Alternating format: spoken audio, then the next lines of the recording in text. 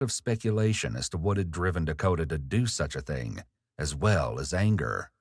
One member wrote, "I wonder what truly makes someone do this. Like, it can't just be for no reason." Dude, there is nothing good happening in Discord. Nothing good at all, bro. Discord plus Rust, shut all of them down. Let's do murder. Let's do murder, chat. It's been a while since I've done murder. EWU crime story time, baby. This is a true crime documentary, the case of Sam Poss. Sam Poss apparently is a Discord killer. Never-before-seen footage captures the chilling moment that two detectives are led into the woods by a killer, where they make a horrifying discovery. I bet if you pull that tarp back a little bit more, is there uncover. Oh, there's a black sheet like something right here. I don't know if you can pull it. See that right there? It was the morning of October 16th, 2016, when Chris Poss reported his 18-year-old son, Sam, missing. According to Chris, Sam had left late the previous night to help a friend, 17-year-old Dakota White, with some computer problems. But Sam never made it home, having vanished into the night without a trace. It was unusual for Sam to be out of contact for so long, as he was known to be responsible and considerate.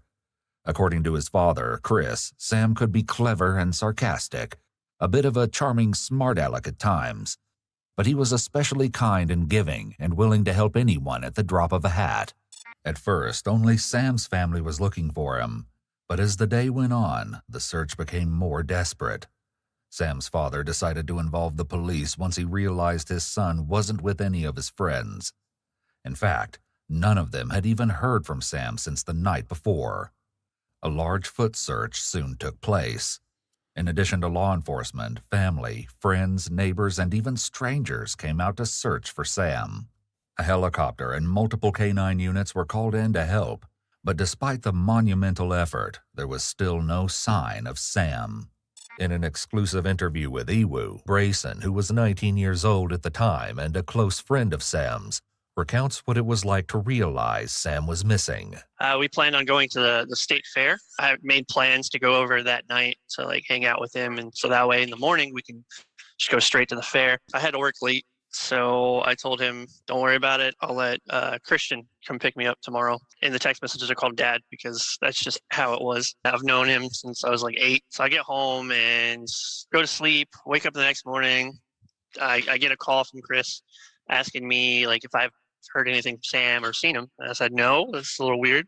He's like, oh, okay, well, maybe he's at the fair, something like that. So we go to the fair, we run around, we're looking for him, can't find him. Most of the time after that, it was just kind of a blur. We just, really one thing after another, we just kept looking. Police approached Sam's girlfriend, hoping she might be able to shed some light on the situation. The following footage has never been seen before. It's been analyzed by a licensed professional counselor. You know where you could possibly be? I've been thinking about that, and I have no idea. Because all of his friends, places that he might be, they're trying to get a hold of me and asking me if I know where he is. It kills me. Because what if something bad happens? True. That's what we're trying to find out. Even while interviews with Sam's friends were still in process, Dakota, the last person to see Sam, took to Facebook and posted multiple news links and asked everyone to keep looking. Pretty much. When the relationship ended? 2 or 3 weeks ago. Why? We were both going through a really rough time, and we just couldn't deal with each other and deal with our problems at the same time. What kind of problems? We both were kind of struggling with depression. Depression? Mm-hmm. Investigators also decided to speak with Dakota, the last person to see Sam. Dakota had participated in the earlier foot search, and while investigators had already spoken with him at his house, they decided to bring him into the station for a more structured interview. Just like I said, you done told me already, but we need to go over this a little bit more thoroughly. Then I'll find you back here. But take you back to Saturday night. What? Before we met? Well, yeah, before we met Friday morning. We met Saturday. Okay. I messaged him on the game. We're playing the game together as usual. Something we were working on in the game. It was kind of bugging out on my end. And I'm not the smartest when it comes to the software. I'm more like the hardware when it comes to the computers. He's a software type of person. And I asked him if he could come help me out. You know, he said yes. I told him I could pick him up real quick. I went and I picked him up. He came by. He helped me with it. Went to leave. I went to walk out. He said he'd walk. It was Okay, I don't trust him. fine. Okay, go out the door behind him. That's the last time I saw him. Police were able to confirm that Dakota, under the username Coffee Chew, messaged Sam, aka Exkerval, on the night in question, asking him to come over. Later that same night, Dakota sent a follow-up message indicating that he was still having difficulties.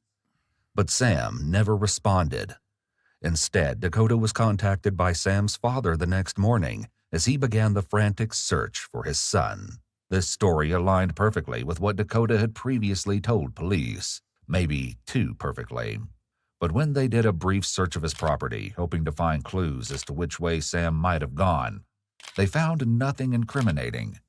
However, they did notice a small trailhead in the backyard. For reasons Dakota is about to share, it didn't seem likely that Sam had gone that way. Did y'all talk on the way there? Not too much. He just asked what exactly was going on, and I was like, I'm not sure. I think I messed up the code somewhere. It was punching numbers on the script for the game, and I always messed it up a lot because I'm not good with numbers. So I just, I told him what was going on. He said, okay, look at it when we got there. And that's it. It's only about not even a 5-minute drive from my house to his, so. Okay. And at the time, he wasn't wearing any shoes, or did he bring his shoes? No, he wasn't wearing any shoes. Okay. When did his father come over? It was about 5 p.m. yesterday. I just got home from, like I said, my family was visiting and everything from Florida. I just got home from that, and he showed up about the time I showed up. It was about 5 p.m. Sunday? Yes. What did Dad ask you? He asked if I'd seen him. He saw the messages where, me and him came over because Sam had his laptop unlocked, and so his dad went there messaging people clearly since they knew where he was. He said he saw the message that we hung out, so he came by. He went and saw Zach. Zach told him where I lived. And so he came by and he just asked if I'd seen him. I told him about the trails. He asked if I mind walking them with him. And that's when we went and walked the trails. It's hard to believe that Sam would have cut through the woods barefoot at any time, much less the middle of the night. Even though Sam's father had already walked the trails, the police made a second search of the trail. The effort was brief, a choice they may come to regret. Did you try to contact Sam after he left? Yeah, I did. I messaged him by 3 o'clock, I think. I asked him if he'd be back yet, because I didn't see him get online. Yeah, it was about 3 o'clock in the morning, about an hour after he left. The thing shows whenever you get online or when you're offline or just away, whatever it feels like you are. But it says when you're online, and I didn't see that he got back online. Asked him if he was there, and I told him that it was working. Asked him if he wanted to play, and he never messaged me back. Typically, at this point in an investigation, police would have attempted to trace a missing person's cell phone. However, while going through the Poss home looking for clues, they discovered Sam's phone in his bedroom. His computer was still there as well, which his family and friends all said he never would have left behind. And what was Sam's demeanor the night you saw him? How was it? Did he was distraught or anything like that? I just seemed normal. I'm not super personal with him. I know face was first moment. He just seemed normal, like Sam.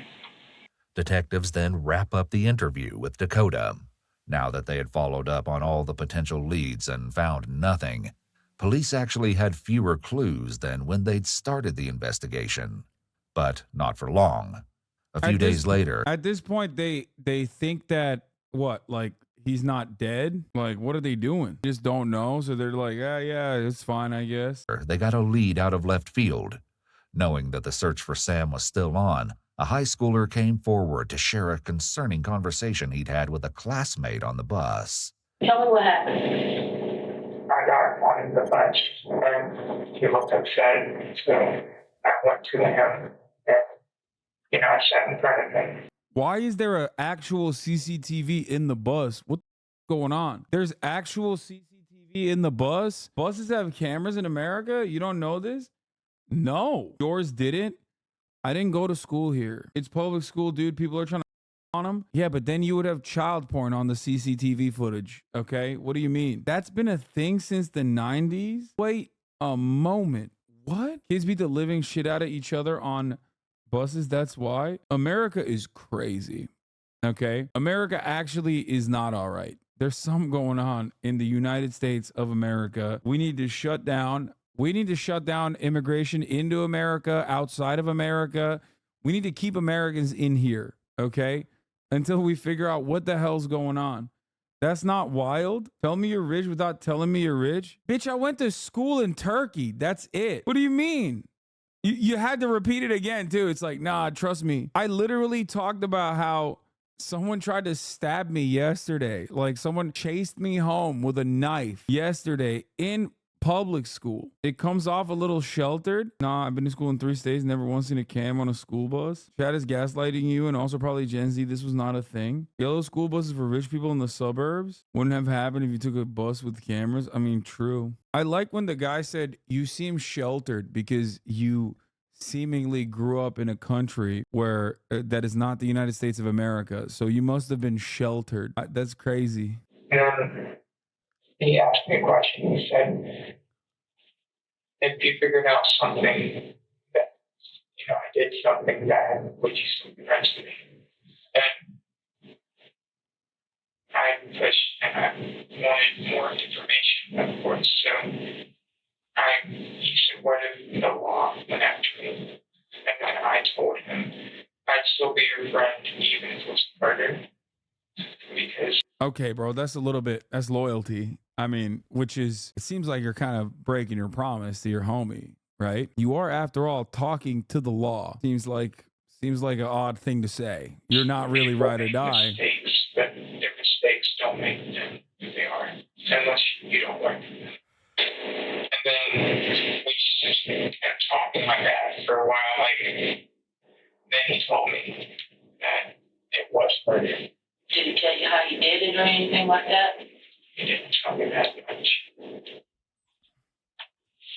He said he'd still be his friend, but he wouldn't. Not that he wouldn't rat him out. True. That's why he was asking me the question in the first place, because he knew that he was about to get caught, and he didn't want to lose everyone that he was having. The boy who had confessed to his friend was 18-year-old Brandon Warren. He attended a neighboring high school, and, if he was telling the truth, this would be the first murder in the town of Perry in 8 years. Sam having disappeared made the prospect that the story could be credible all the more likely. But there was one big problem with this theory. The two didn't know each other, not in person or online. Police now faced the awful reality that they may no longer be looking for Sam, but rather Sam's body. That one folk you saw that out in the film and look royalty. Lord, what's wrong?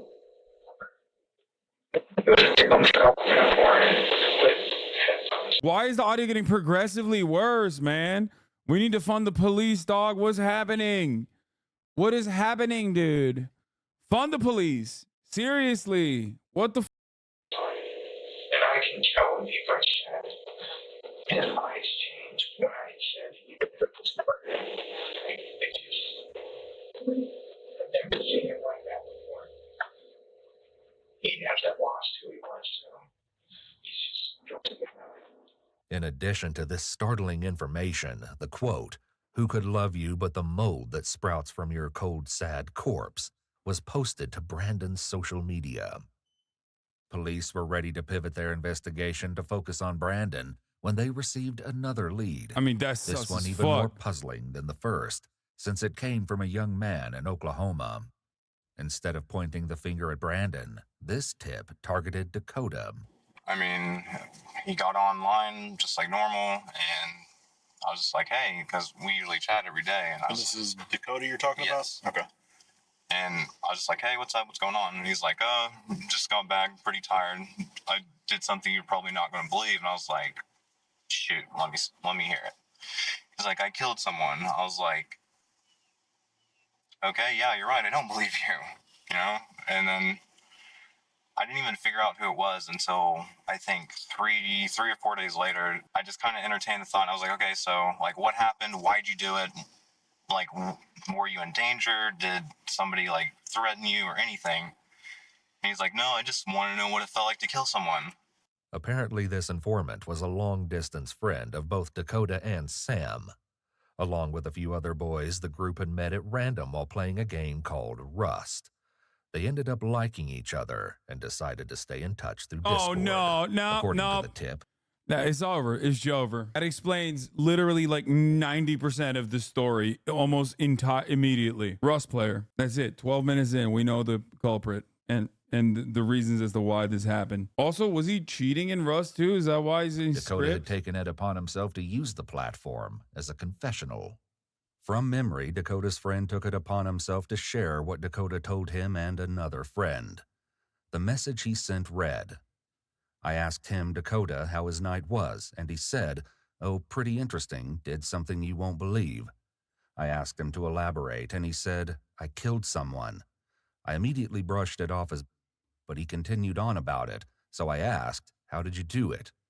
And the next words he said literally sent chills down my body. He said, I asked the guy to come help with my computer and gave him a ride, and from there, we killed him. I asked him to continue and asked what he had learned, not thinking he was serious, and he said, bodies are heavy. I'm glad my friend was with me, not skipping a beat or with any remorse. The friend of Dakota's went on to write, I can't believe he perished at the hands of someone he trusted as a friend. I'm tearing up as I'm typing this, but I'm so sorry. I knew and couldn't do anything, and Sam is gone. Dakota told me this as soon as he got home that same night. God damn it, I'm so sorry. Dakota and Brandon practically tortured Sam and felt no remorse about it. He said it took around 30 minutes to an hour before the deed was done, and Sam stopped breathing. I know this is hard for you to read, and dude, it's something I will never forget. An innocent life gone for literally no reason. I can't believe what would drive someone to commit such an evil act and calmly tell someone over the internet hours after it happened. The friend went on to add, he mentioned that he didn't want you to find out. I remember that. His chuckle after he told me he went to help find Sam is something I will never unhear or forget. When police received this information, they likely assumed that the victim in question had to be Sam Poss. After all, no other local had been reported to be missing, which reinforced everyone's worst fears. However, they had yet to find a body, and had only the claims of a few boys to go on. They were going to need a lot more information if they wanted to locate Sam, alive or dead. When he just doesn't make sense though, like beyond the fact that they're Rust players, I still don't understand the angle here at all. Like what? It was just completely out of the blue. I didn't expect any of this. There was no signs leading up to it. Okay. And I just kept thinking to myself, like, why though? Why? There's also like an hour left in this. Or not an hour left, but it's an hour long. It can't be like 12 minutes in, they're Rust players. That means, okay, it's over, you know? Literally no reason. You're throwing away basically your life when his life wasn't even too bad, in my opinion. And after that, I was like, you know, like, holy, if you're being for real, you killed somebody. Like, you're going to have to live with this. Further messages between the friend and Dakota revealed just how callous Dakota's confession was.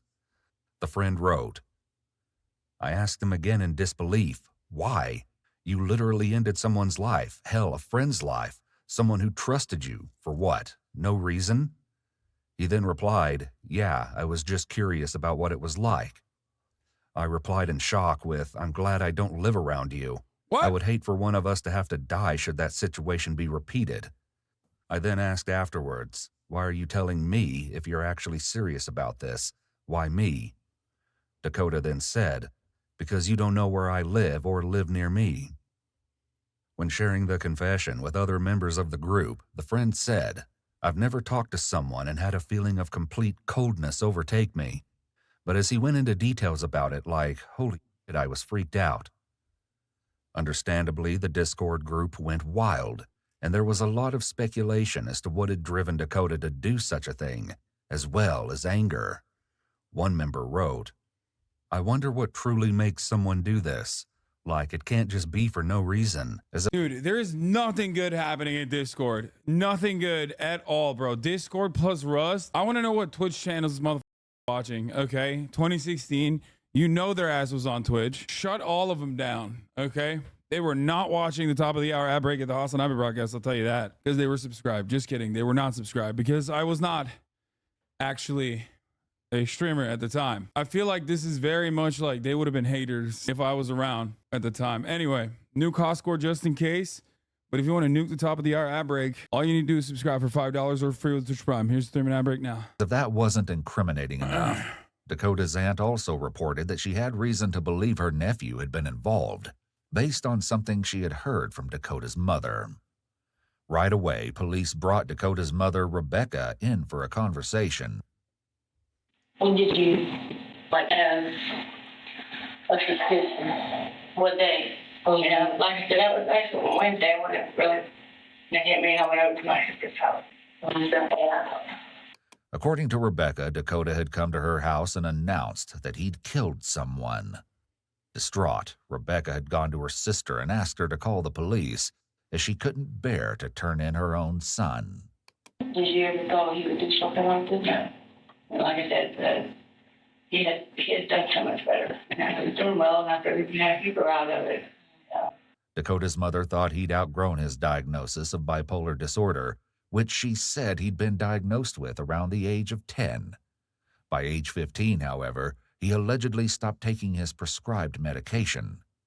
Recently, however, friends and family members alike reported that Dakota had been struggling with his mental health and had allegedly even attempted to take his life a few weeks back. Rebecca's memory of Dakota's behavior on the night following the alleged murder is perhaps even more disturbing than his casual Discord confession. Yeah, he just seemed like he was tired. He just seemed like he was tired. Yeah. And he stays up all the time with video games, so he stays up all night. And, go take a power nap. Yeah, I already to sleep. So that's all only changes you saw in him.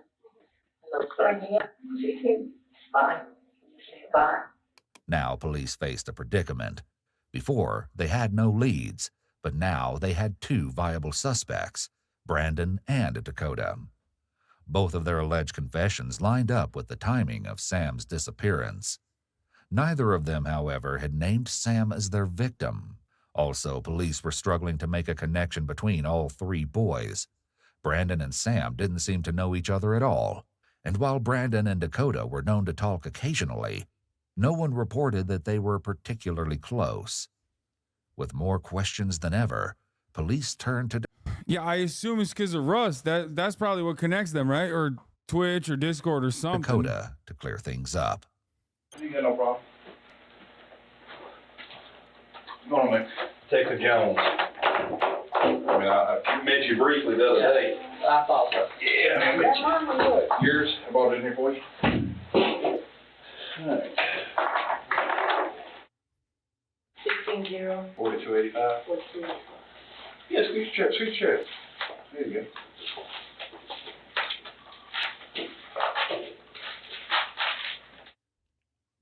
All right, Dakota. Here's what I want to talk to you about, bud. Sir. We're going to have a little bit more in-depth conversation about this disappearance of Mr. Potts. Okay? We've been looking for him for several days, and we hadn't found him yet. His mom and dad and his family are extremely, extremely distraught. And you can understand that. And you will one day when you have kids. Okay. One day. Okay. So you know how upset they are. Okay. With that being said, we need to find him. Okay. Now, You can tell someone's a gamer by their posture, bro. He has extreme tech neck. Like, he is so, his ass is like that for 12 hours a day. I've been to your house a couple times and talked to you. We talked to the rest of the people in there, in your household. And there's more pieces of the puzzle that we've come across that has opened a few avenues and a few leads that we need to discuss with you. Okay. It's going to be tough. Okay. But a certain time in our lives, we got to man up. Okay? Notice how Dakota goes very still and very quiet. He's demonstrating the freeze response here, likely triggered by the pressure the detective is putting on him. The freeze response. Significantly, even though he's pressing for information, the officer maintains the good rapport he's built with Dakota in hopes Dakota may be willing to talk. Additionally, the officer is already planting seeds of doubt in Dakota's mind by hinting that they have evidence implicating him, which they do. Police officers may use this strategy to test the suspect's reaction by letting the suspect know there's strong evidence against them.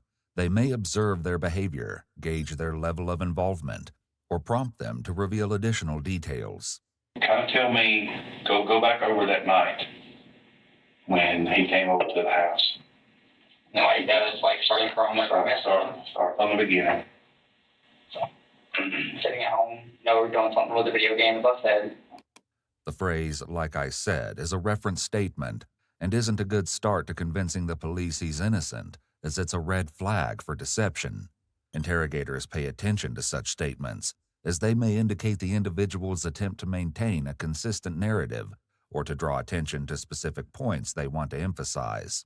I was having a little bit of issues with it. Figured it'd be easier if he came personally to show me instead of trying to explain everything. So I asked him if he would mind coming over. He did not mind. So I told him I would just come pick him up. And if I asked him, I left my house, picked him up, came over to the house. I went in, he did all my computer stuff for me. He showed me what to do, made it a lot quicker and easier. And, we went to walk out and said, it's fine. I stopped far. He left, I locked the door behind him. It sounds rehearsed, it lacks emotion, and it seems he's giving as little information as possible in an effort to minimize how many lies he'll have to recall next time he... Bro, he's on Discord and he's on Reddit. His ass is...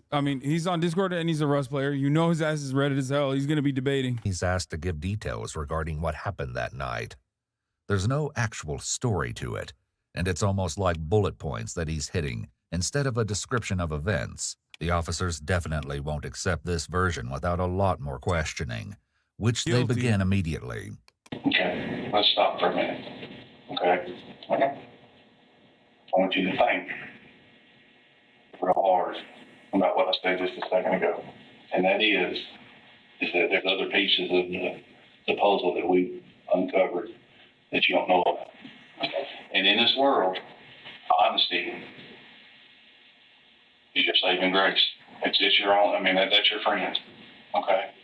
Tell me what really happened that night. But so far, the only thing I've been fully honest about was I've spoke with you multiple times. I did tell you I was alone the rest of the night, that I haven't left my house. Mm-hmm. I left somewhere around 30 gallon. I stopped to get gas at this point in time. Where did you stop getting gas at? The flash foods over, where all the gas stations are in the flash foods, Marathon Station, there's 2 flash foods there. The bigger one by the car lot. Notice that Dakota uses the qualifier so far when talking about his dishonesty. But so far, the only thing I've been fully honest about was did tell you I was alone the rest of the night. Indicating that he may try lying again as the interview continues. Police were able to obtain CCTV footage and confirmed that Dakota had purchased gas. However, this also revealed that there was more to his story than he was letting on. We'll dig into the details of that soon. Not long after Dakota makes this admission, his story changes a second time. Apparently, the gas station hadn't been his only stop. I left my house at a certain time after 2 o'clock, and after Sam left and everything. Who did you go see? A dude named Brandon. Okay, Brandon who? Warren, W-A-R-R-E-N. Okay. Now that's a name police are familiar with. Brandon Warren was the other boy who confessed to murder. Perhaps the 2 leads weren't as separate as they initially appeared. Police may have wanted to speak to Brandon as well, but he refused to speak to detectives, leaving Dakota as the only one with answers. I believe that. I believe part of that. Okay.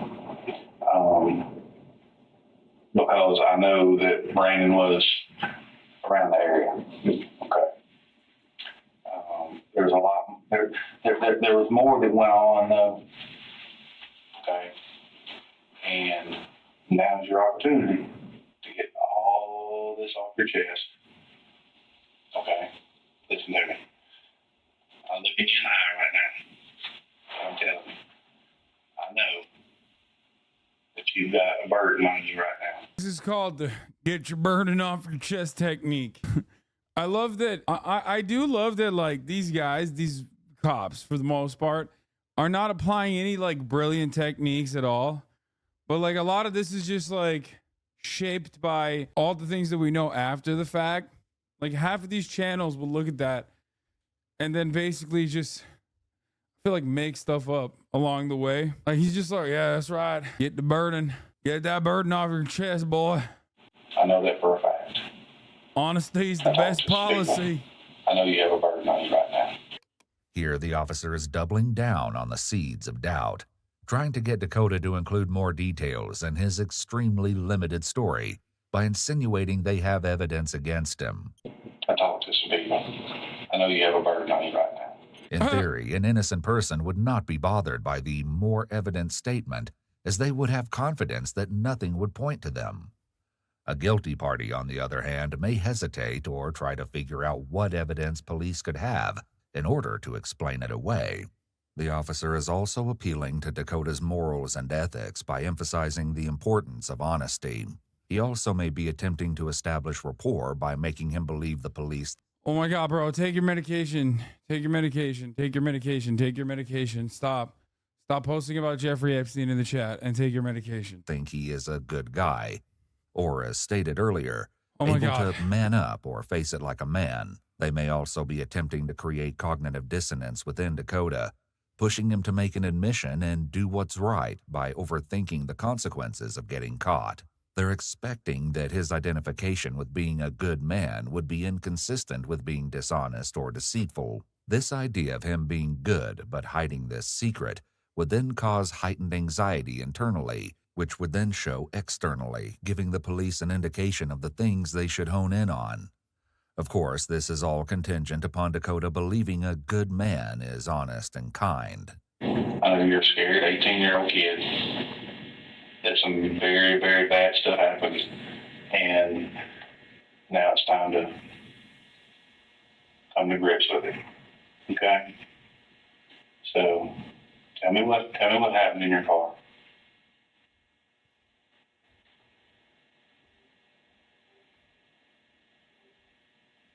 You can do it. Oh. And I'm telling you, it's going to eat your soul. Sam's not alive. It only took 10 minutes for police to get Dakota to make the tragic admission that Sam was no longer alive. The twisted circumstances of his death and the haunting reason why, however, remained as elusive as Sam's location. Police were faced with the daunting task of notifying Sam's parents that their son was deceased. In turn, the Poss family set their own grief aside long enough to notify those closest to Sam of the painful situation. Sam's good friend Brayson was willing to share what it was like to get the terrible news that Sam wouldn't be coming home. And I don't remember what time it was in the morning, but I was passed out. My mother, she came into my room crying.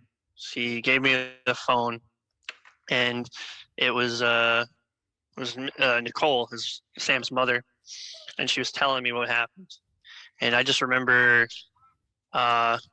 everything just didn't feel real. It just felt like I was just in a dark room, and I was just hearing her voice telling me what happened, that Sam was murdered. Like, after that, everything is almost like a dream. Like, I don't remember much of it. Back in the interrogation room, the police buckle down to get the details from Dakota. However, they need to be very careful not to damage the rapport they've built so far.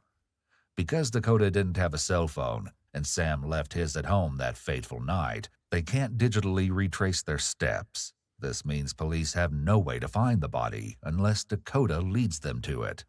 They'll need to proceed very cautiously to ensure they don't lose their most valuable source of information. The fuck? He already admitted to it. It's over. Now you do the classic thing where you're like, come on, do right by the family. This will help you in the court case. blah, blah, blah. Blame it on the other party. Get the other party involved and be like, yeah, it wasn't you. It was Braden, right? Or whatever the fuck the other guy's name is. Come on. You seem like a good guy. That's what a good guy would do. The right thing, which is to tell us where the body is. What happened? Look at me. I'm telling you, son, you got a burden on you right now, and it's gonna eat your soul. Tell me what happened that day. You want to help us? What happened? Tell me how it happened.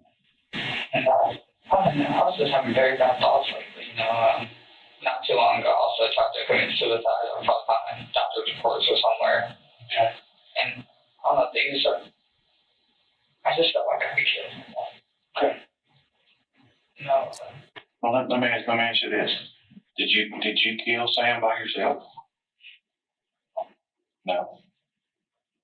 Who was with you when Sam left this world? Told you. Brandon. Okay, Brandon Moore.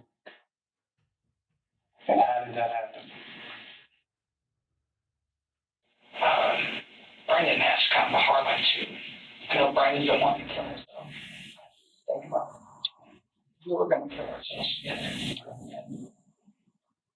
Before we kill ourselves, we kind of wanted to do a fight to take life. Okay. Knowing what we do now, Dakota's Facebook posts calling attention to the case no longer appear as thoughtfulness from a worried friend, but something far more sinister. Earlier posts, including one that says, "I wouldn't mind taking a knife, shoving it into someone's throat, and just watch them choke on their own blood until they die." And another that says, "1 cut, 2 cuts, 3 cuts, 4, how many more till I hit the floor?" become even more unsettling. Feeling intelligent. But perhaps the most haunting is a post that simply says, "Shh," made just 2 days before Sam's death. How long you been having thoughts about killing yourself? I'm gonna be honest, that's bad poetry. It's not good. Never like life. My answer is why. It is pointless for me. You're such a, but talking to you, I mean, you talk intelligently, I don't understand that. I mean, I like to learn about stuff, I made myself smart, I ain't never done much of school or anything, but I like to look up anything I don't know. I am smart for myself, if I ain't never seen a point in living life, because I just always look, you live to die, and no matter how you live it, you still die in the end. I just never seen a point why you gotta laugh. How long have y'all been thinking about killing somebody? Just one day. It was all a matter of one day. So, did you and Brandon talk on the phone about it, or? No, we had been investing a little, and the whole suicide thing rolled around, and a suggestion that popped up was, do you want to know what it's like to kill someone before you go? It didn't matter unless we were going to die afterwards. Clearly, they didn't follow through with this part of the pact. Yeah, they are very much alive here. However, what followed is so disturbing, it's beyond comprehension. What happened to that part of the plan? I don't really know. It never got brought up after that. We worked on the body, and we just went our separate ways. We ain't really talked since then. As the grim reality of the situation continues to set in, police are faced with what must be the most difficult part of Dakota's confession to listen to, the details of how he and Brandon took Sam's life. Hopefully, he'll also finally reveal where the body can be found. But even as he makes a confession, Dakota leaves out key details that reveal his true depths of depravity. I don't know why half of the chat turned into Dakota posters. Like literally, I've been just slowly but surely banning people in the chat. You know what I mean? There's hella Dakota whites in the chat. Without religion, there's no logical way to convince these people what they're doing is wrong. Hold on, my audio. I can't hear what you're saying. Then why'd you post that? So, did Sam ever come in the house, or y'all did this? Y'all did this in the driveway of your house before he never came in the house. How did y'all kill Sam? I sat in the backseat of my car. Brandon drove my car. And from his house, we did ask if he could help me with the computer problem. We went to his driveway, he crashed down. And so Brandon stabbed him 2 times. Brandon stabbed him 3 times. Where did he stab him at? Just in the chest area. Yeah. Around the same time that Dakota was brought back into the station, Brandon was also placed under arrest. Police searched the house he shared with his aunt, collecting electronics, clothing, and shoes as evidence. They also brought up the topic of evidence with Dakota, perhaps in the hopes that a trail of physical evidence could help lead them to Sam's location. Have you done anything to your car? Was there, after he stabbed him, was there blood anywhere? Oh, there was blood everywhere in that car. I spent about a good 10 hours on myself. Just by yourself? Yeah, I went and sold some stuff I just bought, got refunds, bought a bunch of cleaning supplies, and just tried to do the best I could. I couldn't get rid of the car, clearly. The item Dakota returned was a headset he'd purchased from GameStop. Although the item was returned, Dakota will later reveal that he found a new, disturbing use for the bag it came in. However, that's where Dakota's reliability stalls out. Based on a conversation police had with Dakota's stepfather, Ken, police were inclined to believe that this part of Dakota's story was, once again, not the full truth. What do you do Sunday morning? Yes, if we could clean up his car and stuff like that. Well, actually, he asked me Saturday night to clean his car. Like his grandparents just gave him that car. I could detail it out and everything. And I heard him say, I heard him talking to his mom earlier about spilling some cherry soda in the seat. You overheard the conversation you're saying that? Yeah, I was in the bedroom when they were talking. Okay. Yeah, told me they was before they left to the birthday party. He said, you might want to get a towel because spill some cherry soda in the seat. And what did you see when you started playing with the car? And just dirty. I mean, he said he was, I think we get the stain out of the seat. And, yeah, we do get some cleaning stuff. And, actually, I went and got clean stuff Saturday night to go to do it at Walmart and pick up these things. You went to Walmart yourself? Yeah. It seems obvious that cherry soda and blood do not look the same, and it would be difficult to mix the two up. Dakota's stepfather appears to know this and may have been in denial, trying to convince himself that he wasn't looking at blood or helping to clean it up. This denial very likely could have been a panic response. He knows Dakota and may be trying to help him by believing his story about the soda. However, as his stepfather shares this story, he engages in some anchor point movements but then goes very still at other points. It's clear he has heightened anxiety, and by now, he probably knows exactly what's going on and that it was actually blood. How big was his stain when you saw it? Well, it was on the bottom, like, Stand up. right here, this part of the seat. On that part of the seat? That's just, it wasn't that bad. It looked like, I took you concrete steps in my house. It looked like that, like a grate, but it wasn't. It was like an old stain. Like the old stain? Mm-hmm. Gray color? Yeah, it's like gray color. It wasn't even like brown or nothing, so. Okay. This testimony was enough to justify a search warrant for Dakota's car. However, police found that the passenger seat where the alleged cherry soda stain had been was now perfectly clean.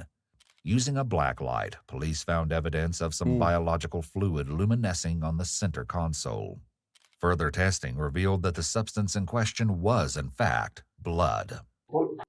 Wait, that's a COVID test. What clothes were y'all wearing that night? Because I'm sure, what did you do with the clothes? Brandon's shorts got burned because there was blood on them. Where did it burn at? Where did it burn it at? Where did the shorts get burned? That's what this officer wants to know. At my mom's house, I said that they have fires every night, not to the box over there. Mom's house? Yeah, they have a fire pit in the front yard. I just said, hey, I was in a fire tonight. They were. Like I said, my grandmother was in town and family in town, so I assumed they might be having a fire. So I had anything we had ever touched up on the trash bag. I'll come put some on the fire, got some trash cleaned up. Okay. I did a box on the fire, but the sheets were in it. Brandon had a pair of shorts. I had a shirt I threw in there. Same shirt as this one, just it's like 3-pack. I had my shirt in there. He burned everything that was in the sack. Everything y'all had used. Yeah. Anything we had touched, anything, just plastic bags, Ziploc bag, anything we had touched that night, I I realize now that the video is really long because he just spills the fucking beans and never stops spilling. He's just like yapping away. I don't think that there is like a big turn here, like a big reveal or anything. He's just yapping about the murder. Despite what Dakota says about burning the evidence, police were unable to confirm his story. His mother said that she didn't see him add anything to the bonfire like he claimed, and when police searched the fire pit itself, all they found was ash. Police also checked with Dakota's grandmother, who he lived with full-time, on the off chance that she'd seen or noticed anything out of the ordinary. Did Dakota seem distraught or anything like that? No, he seemed like nothing as well. It's okay. I saw nothing to indicate. Sorry. I saw nothing to indicate any of this. Dakota never gave me any problems. When he moved in with us, he wanted the internet. So I told him if he got the internet, he'd have to go to work. So he started working for me at the store. Okay. He never back called me. He didn't do anything. So I didn't see this here like people right. We should have saw. I did not. Dakota's grandparents had been out of town the night Sam went missing, raising the question of just how planned out the attack had been. If it truly was a spur-of-the-moment decision, like Dakota is implying, it would be awfully convenient that the house happened to be empty. The question of premeditation is added to the list of answers police are looking for, alongside the primary goal of finding Sam. Well, you said that you choked him with the wire? Yeah, I tried to. It broke. What kind of wire was it? Don't let those tears trick you. She caked the cop. I think she should be arrested and throw the book at her. It was probably like a short little telephone wire. Telephone? Oh, okay. It was on. I just picked up tape with me. You can try that way or. Once that broke, then what did you use? I was sitting in the back from around the feet. Okay. Did he struggle? Not really at all. Did he say anything? Whenever the wire broke, he asked what we were doing. The only thing I said was, I'm sorry. What did Brandon say? Brandon never said anything throughout the whole thing. And he didn't say nothing. He just kind of stood there for a minute. Dakota's trying to position himself as the nicer of the two of them here by acting like he said he's sorry, while Brandon didn't say anything. This is also probably an attempt to be more believable. Remember, people tend to believe people that they like, and it's easier to be liked if you come across as nice. This is an important manipulation tactic. However, Dakota slips up here. He states that Brandon just kind of stood there, but that wouldn't be possible if they killed him in the car. Is it possible that Dakota is hiding something, or did he just make a mistake in his statement? Like I say, he stabbed him once. Did Samuel, after he got stabbed, did he halt scream? He never said anything? That's completely silent. Like I said, it's not like he even struggled. He put his hands up there. It's not like he was pulling on me or anything. He just took it. So did you have your arm around his neck when you felt the life leave his body? Yeah, I held for quite a while, probably about 20 minutes. Is it as tight as you could hold?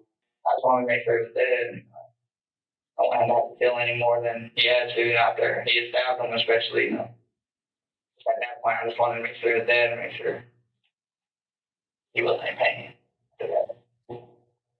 This is a shocking way to try and once again paint himself as the good guy or nice guy. He's trying to make it sound as though he put Sam out of his misery, which is absurd given that he just admitted to strangling him. It's not like I did this and enjoyed it. I felt bad for it. Like I said, I put a wire broke and everything. I kind of thought, okay, I couldn't stop then. The loss of Sam took a huge toll on the Poss family and changed their lives in countless ways. In addition to grieving, Sam's father, Chris, faced serious professional consequences that changed the course of his career, which he was willing to discuss in an exclusive interview with EWU. I couldn't do the work I was doing. Weird to call themselves EWU. I feel like EWU is like better. You know what I mean? Doing anymore because of the constant reminders of Sam. During the trial, I knew he had been strangled. We knew the cause of death.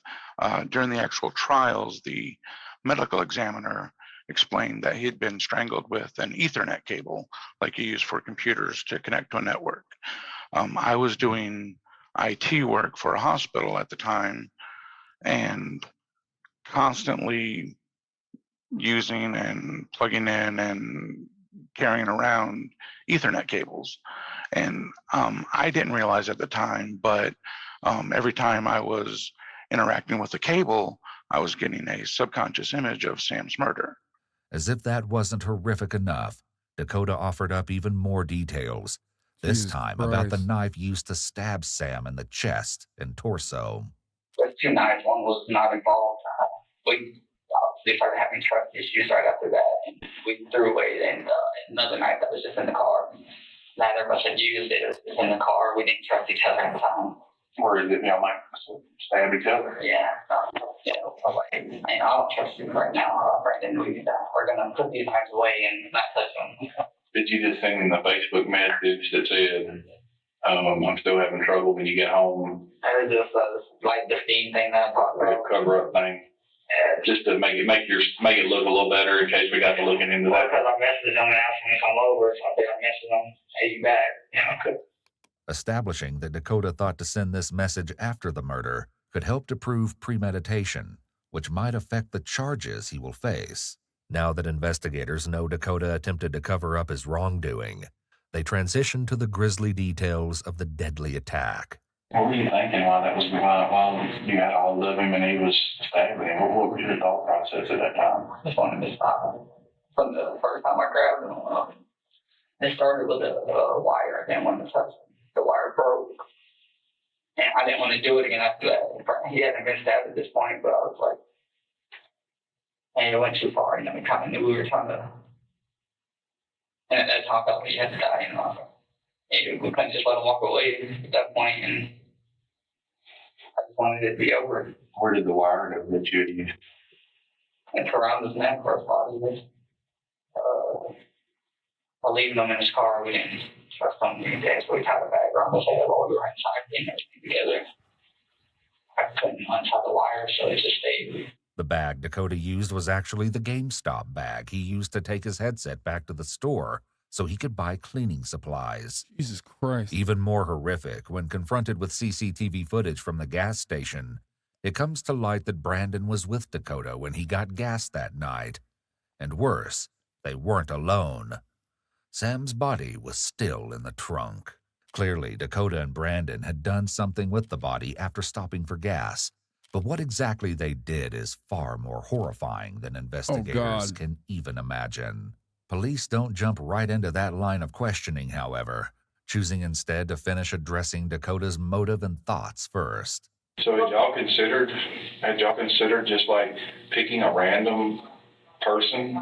Yeah, that's just kind of what it was, just thinking, what we were trying to think about, we can just drive till we find someone walking or go up in someone's house or something like that, and then it's done.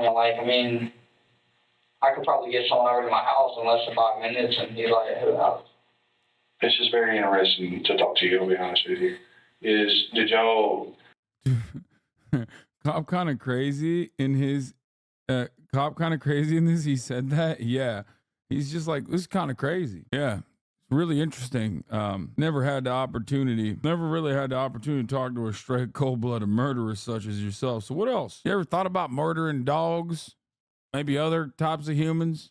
Did y'all ever discuss how old, how young they could? Did you say, okay, we're not going to hurt anybody under 16, or we're not going to hurt a child? What about some little kid that I said no to? Once again, Dakota makes Brandon out to be the worse of the two, in an attempt to make himself the more likable one.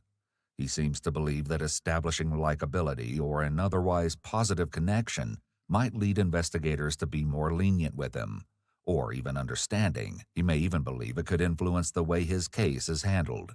What if Sam would have said, I can't? What would y'all have done that night?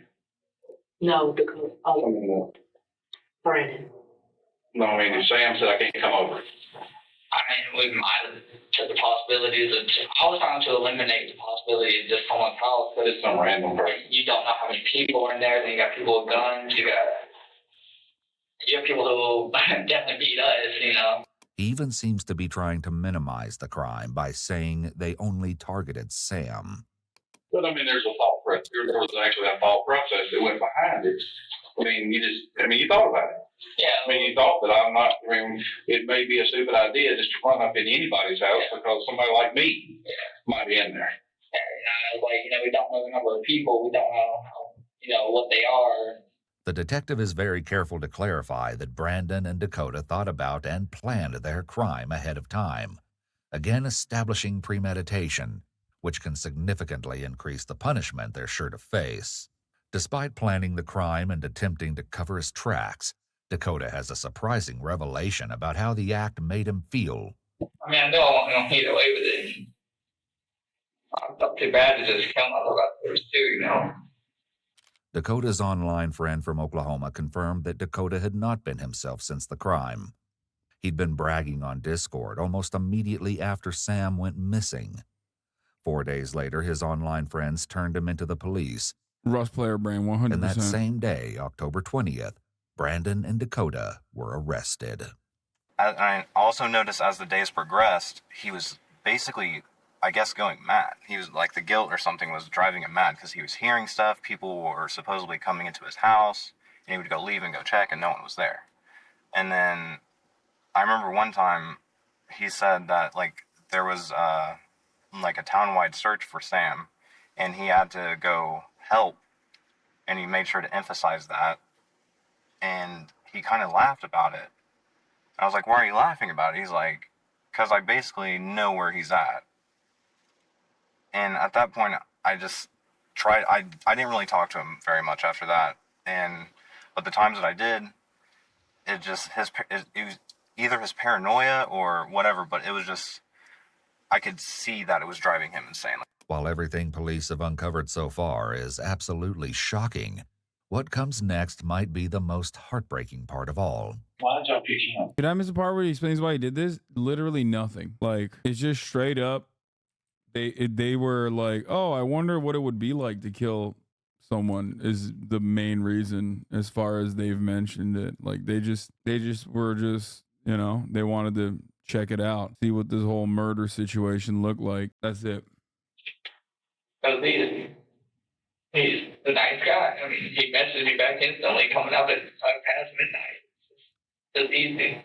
Tragically, it appears that Dakota and Brandon targeted Sam because of his kind and giving nature. Sam's father attested to this aspect of his son's personality and speaks on what it's been like to live with the loss.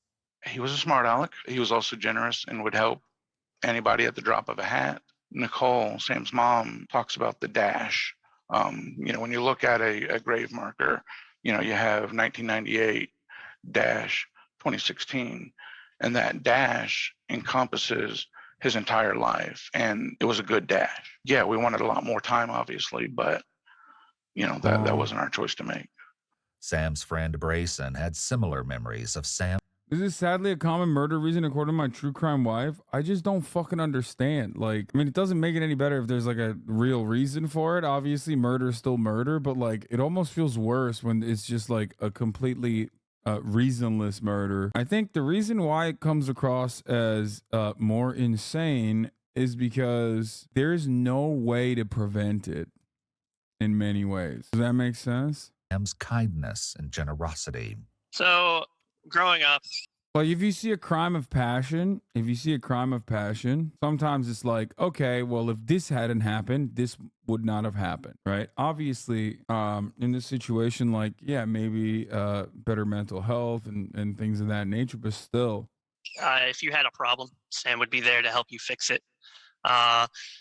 He might call you names a little bit, but he's still there. His intentions are to help you and get you to understand what you did wrong. In addition to incorporating Sam's memory into his daily life, Brayson also gave his son the middle name Samuel. Finally, perhaps under the weight of his own guilt, police questioning, or both, Dakota is finally moved to reveal what he and Brandon did with the body. Does this kid have a pet rat? No, he has a pet child, Chatter. It's not as far away as you might expect. Where is Sam? A pet baby. In the back of Lake Dog Village. in the creek down there. He's in the back of Lakewood Village. Okay. So Sam was down. Will you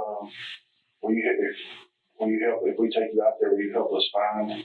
I can take you right to it. Okay. Do you mind doing that? I don't mind at all. So we can at least recover his body for his family. Okay. Arrangements are made for Dakota to accompany a search team so that they can retrieve the body. Like, I told y'all if y'all go down and be like towards the left, we have a tarp on top of it too, above the dirt. I think there's a tarp. There should be a recycling bin near where the left is. Okay. I think there's a bleach bottle and some other trash that's just kind of piled up. Like I said, I think the recycling bin is near where the left is. Leaving Dakota in the care of another officer, the detectives take great care to only walk on the scrub and foliage to avoid disturbing evidence that might be on the trail. Their efforts were not in vain, because when the sun rose, the crime scene team were able to identify tire tracks that matched Dakota's car. In just a few minutes, they come across a suspicious mound of earth and garbage. You think that's it? No, that's not a tarp. I know, but that's a dirt hole. No, but that doesn't look like it's been moved. Just tell you what, move that carpet just to make me feel better.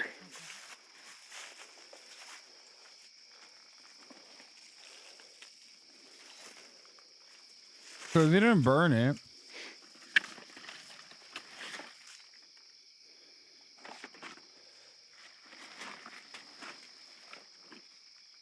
You ready? Mm-hmm. Since it's looking more and more likely that this is the location of the body, they get the go-ahead to disturb the scene with a more in-depth search. There's a black sheet like something right here. I don't know if you can pull it. See that right there? Yeah. Okay, there's stab wounds right there. Yeah, that's enough. Okay. And shirt. Okay. All right. Let's back out of here. Tragically, though not unexpectedly, the body was determined to be that of Sam Poss. Sadly, it seemed police had been very close to Sam's body at the start of the investigation, because the trail that led to the body was none other than the one leading to Dakota's backyard. Had the search strayed just a little further from the path, Sam's body might have been recovered much sooner and in better condition. The sheet used to wrap the body was taken as evidence, along with the Ethernet cable and aux cord still wrapped around Sam's throat. An autopsy revealed that Sam might have survived the stabbing if he received medical attention. This sketch of the scene, provided by the Georgia Bureau of Investigation, shows just how close to the road Sam's body was. After he was arrested, Dakota made a call from jail, which was recorded, to his ex-girlfriend, Lamia Glover. He was awaiting trial and gleefully told Lamia that he thought he would not be facing a murder charge and wanted to share the good news. So I could still get charged of aggravated assault for attempted strangulation. With aggravated assault, still carries a good amount of time, but I'd be able to take first offenders on it. I think it's wild that not one, but two of these Discord using Rust players had girlfriends, both the victim and the murderer. So I don't know the time because I don't know the system like that. Not the main takeaway from the story, but definitely a wild thing I noticed. So they try to stick me with the aggravated assault because all y'all in that murder charge means is that's not how he died. But the autopsy revealed that asphyxiation due to strangulation is how Sam died, so it appears that Dakota was seriously misinformed. But they did drop one. That's one step closer. In the next couple months, that other one could get dropped once the fingerprints come back off the knife because I never touched it. So as long as Brandon's fingerprints come up on it, it'll get dropped. And that means I won't have a murder charge. Okay, well, I love you, baby. I'm glad that I have good news today to tell you. It's not often I get good news. I'm coming home for you. Okay? I'm telling my sister that night I'm coming home. Dakota's celebration turned out to be premature because he did end up facing a murder charge, 2 of them in fact. Dakota and Brandon were tried separately and testified against each other. In their testimonies, each boy blamed the other for instigating the crime, but when it came down to it, only Brandon's DNA was found on the knife.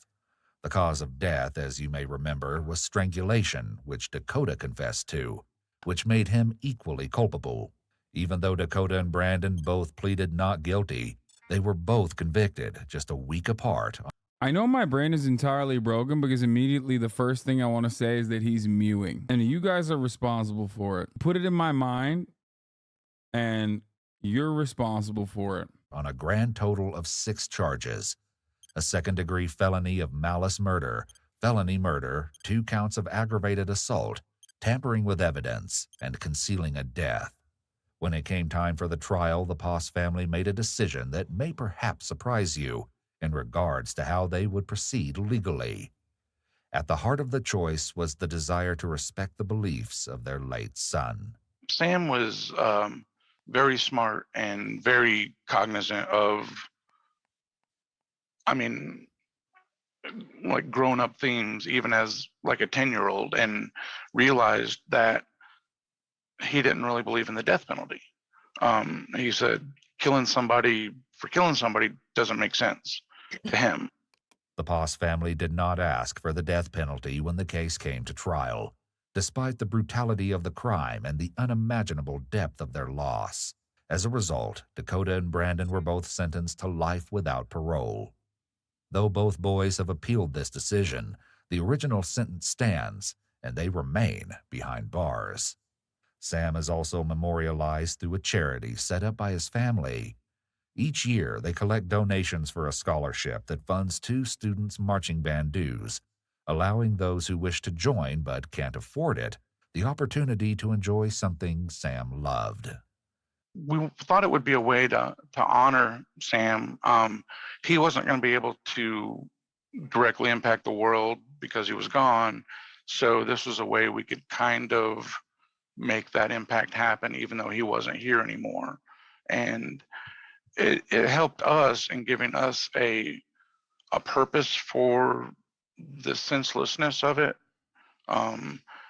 because it's still senseless, but now there's something that a positive outcome because of it. It's easy to just focus on the darkness and then just kind of get mired in that. But the world's a darker place without Sam in it, but talking about him and remembering him brings some of that light back. While no scholarship or memory will bring Sam back, he remains alive in the hearts of those who love him and seek to live out their lives with him in mind. We want to sincerely thank everyone who spoke with us. Jesus Christ. When a cannibal killer spots his next meal, I can't do this. I remembered why I stopped watching so many of these the murder stories, dude. Holy shit. That was dark as hell.